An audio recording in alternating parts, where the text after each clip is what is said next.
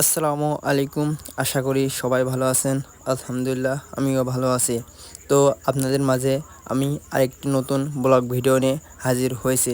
নিশ্চয় video thumbnail দেখে বুঝে গেছেন ভিডিওটি কী হতে যাচ্ছে। তো ভিডিওটি কন্টিনিউ করতে থাকুন। তো আমাদের দুটো ফোন একদিনেই কেনার কথা ছিল, কিন্তু সমস্যার কারণে ফোনটা কেনা হয়েছিল না। তো আমারটা ওই দিন কিনে আনছিলাম। তো ঈদের পরে আমরা ফোনটি এখন কিনতে যাব। প্রায় আমরা কুষ্টিয়া চলে এসেছিলাম।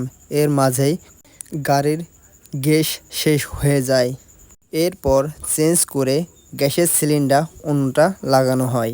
কুষ্টিয়ার থেকে আমাদের বাড়ি প্রায় 25 কিলোমিটার, আসতে একটু সময় লাগে।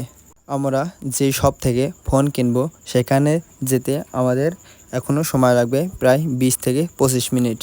তো বন্ধুকে বললাম একটি গাড়ি ঠিক করতে।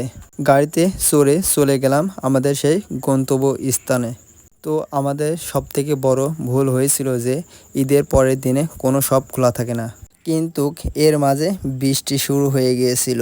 ভাবলাম আমার ফোনের জন্য একটি পাওয়ার ব্যাংক কিনে নিয়ে যাওয়া যাক। পাওয়ার ব্যাংক কিনে নিয়ে আমার বন্ধু বলল, চলো কোনো তো কাজ হলো না, আজকে একটি পার্কে থেকে ঘুরে আসে। তো আমাদের মেন কয়েকটি পয়েন্টের ভিডিও করলাম। এটা ছিল কুষ্টিয়া মেডিকেল। আসলে ভালো ফোন থাকলে আর কৃষ্ণচূড়া ফুল থাকতে কার না ছবি তুলতে ভালো লাগে। তো পার্কে যাওয়ার জন্য গন্তব্য স্থানে চলে এসেছি। আর কিছুক্ষণ পরেই আমরা পার্ক দেখতে পাচ্ছি, কিন্তু আমার বন্ধু মাঝে এমন একটি কথা বলে ফেললো, প্রচণ্ড হাসলাম আমরা।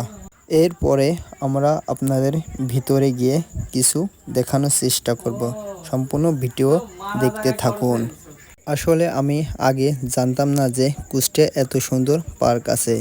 পার্কের ভিতরে ঢুকে সবাই মিলে একটু ঘোরাঘুরি করলাম। আসলে জায়গাটা অসাধারণ ছিল।